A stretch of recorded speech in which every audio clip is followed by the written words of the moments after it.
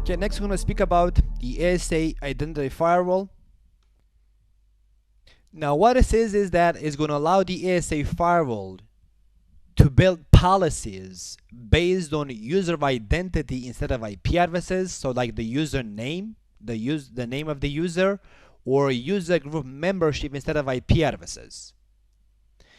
The advantages of building firewall policies, which is ACLs, via usernames or groups instead of IP addresses, is that it decouples network topology from firewall policies and it simplifies the firewall policy. What this means is the following.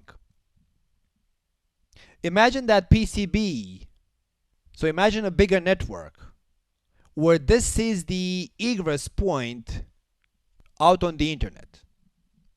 And imagine that me, Christian, if I'm connected to VLAN 33 via wire connection, I'm going to be assigned that IP address. So Christian via wired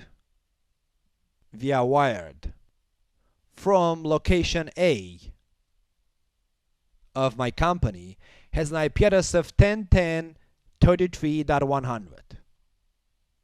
But of course Christian can be also connected via Wi-Fi, via wireless, via Wi-Fi system. If I'm connected via the wireless Wi-Fi system on an access point, it means so via Wi-Fi from location A of my company, location, I'm going to be assigned to a different VLAN, a different IP address. Let's say 10.10.44.100. And of course, Christian can be connected from multiple sites of the company, because the company may have multiple sites, like a couple of headquarters, a couple of remote sites, a couple of branches. And you can imagine what ends up happening is that Christian, the same user, is going to end up having maybe 10, 20, maybe even more IP addresses. But I want to grant to Christian the same internet access. So as I see Christian going out on the internet, I want to grant him the same type of access.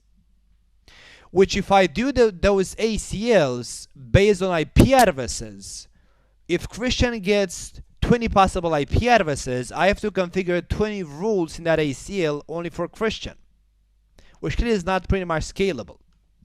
So ideally, it's better off to configure the ACL not based on IP addresses, but based on the username of Christian or based on the group membership of Christian. So this kind of configuration by building ACL is not based on source IP address, but based on who is the user that owns that IP address. I'm not only simplifying the ACL configuration because I end up writing fewer lines in the ACL, but I'm also decoupling the network topology from the ACL part, because the ACL is no longer going to have IP addresses as the source. It's going to have usernames or groups in there. Like an example would be, instead of saying permit IP host 111 to host 222, I'm going to say permit IP user Christian to host 222. So I replace the host and the IP keyword with user Christian or with group and whatever the group that Christian is a member of it is. For this configuration to be possible, because as we see in here, I replaced the IP address of Christian of 1111 with username of Christian. So for this to work, the ASA needs to know the IP to user mappings. And this is going to be retrieved via radius accounting messages from an agent.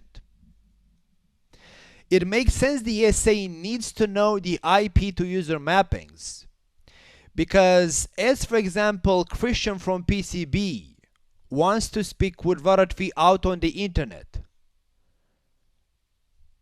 what the ASA is going to receive, it's an IP packet with source of 10.10.33.100, destination of 5, let's say 5, 553.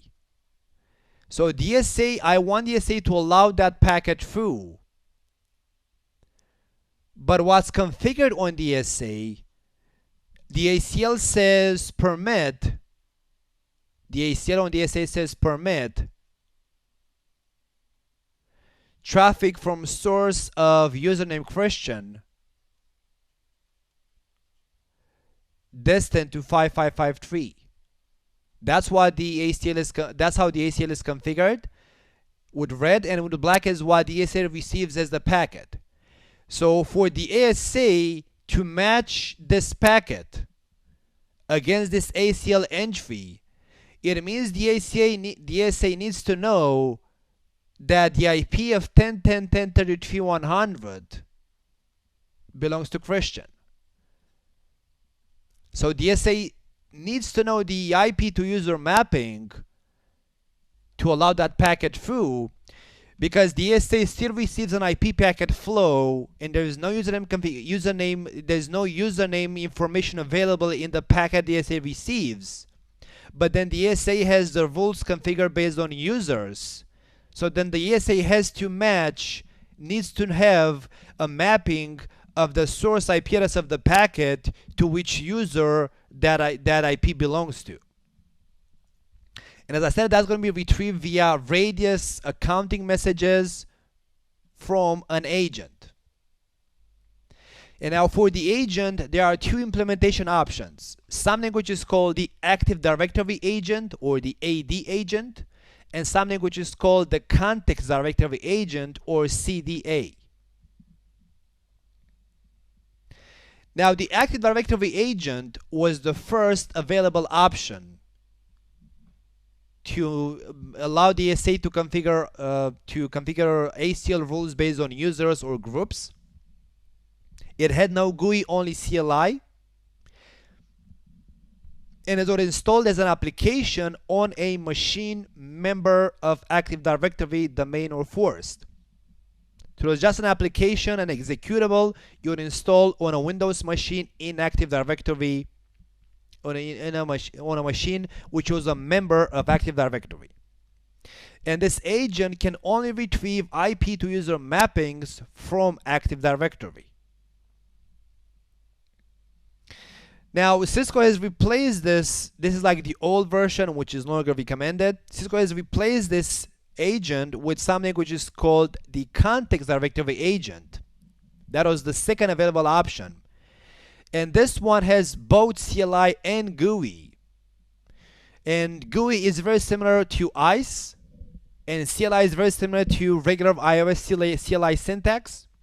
You have configure, you have conft, your username, so show commands use the same syntax as a regular iOS. And this agent is installed as a standalone machine. It's Linux based. So it's not installed as an application on a computer which was a member of Active Directory. It's a machine by itself, which you install it. It's a VM that you install it. It's a standalone machine which runs on top of Linux. The other advantage of the Context Directory agent, except that it has both a GUI and a CLI, and it's like a standalone machine, is that it can retrieve IP to user mappings, and not only from Active Directory, but also from ACS or RISE. Because in a larger enterprise, for a lot of reasons, you may not have all users in Active Directory. Like imagine that your internal users, when they get network access, when they connect to the network, your internal users are authenticated against, let's say, Active Directory. But if, for example, some third parties, like for example guests, users, those are authenticated against ACS or ICE. And you want to configure for both those types of users firewall policies based on usernames, not based on IP addresses. So for that reason, they also added that the CDA agent allows to retrieve user to IP mappings also from ACS to ICE and from ACS or RISE So you can go on the ASA and configure access lists based on usernames also for your guest users, for example. Now, if we make use of the Active Directory users, so let's speak just about integrating with Active Directory now that ACS survives, the following components are required: the ASA firewall, Active Directory domain controller, and the AD agent or CDA. Now let's see how this works. And let me open up a document from Cisco, because we have those three pieces, but let's see how those three pieces are connected one to another.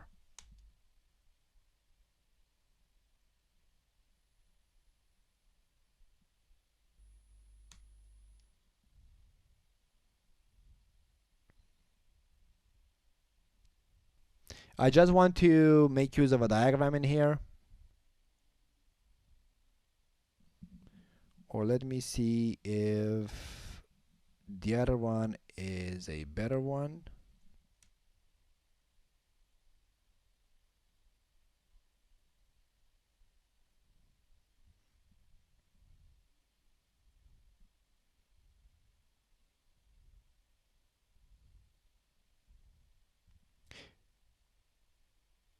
Let me see if any of these ones are gonna show me a good overview of how this works. Not an overview, I'm looking for a specific diagram, which I'm sure I saw it somewhere. There we go, it is this one. So what happens in here is the following. We have to understand the communication back and forth. So as you're gonna see in the configuration steps, so we have the ASA firewall. That's the ASA firewall. We have the domain controller, and we have our agent, which this can be either the AD agent or the CDA agent. Doesn't matter for what I'm trying to explain next. So how this works is as follows.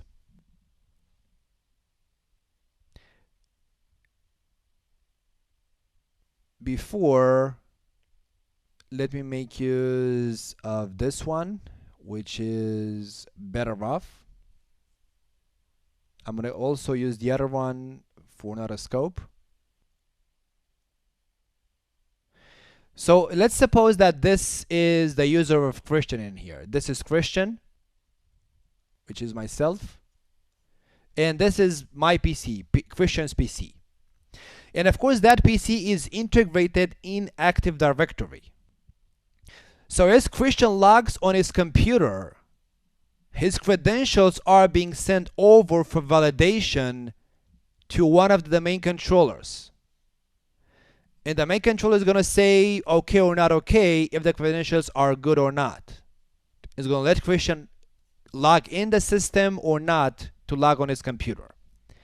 Assuming credentials are valid, what happens is that as Christian logs in on his computer and gets authenticated by the domain controller, the domain controller is going to write an event in the security log event. It's going to write an event in the security log. It's going to state in there that Christian was authenticated, but also it's going to put in that log message a mapping between the username, which is Christian, let's say, and the IP of that user, which let's say was 10.10.33.100, which this was the IP address of Christian on that PC, 10.10.33.100. So as Christian authenticates against the domain controller when it logs on his computer, if it successfully logs in, then the domain controller is going to write a log message, an event in a security log type, where among other things is going to put in there, I got this user Christian who got successfully authenticated from that IP address of 10.10.33.100.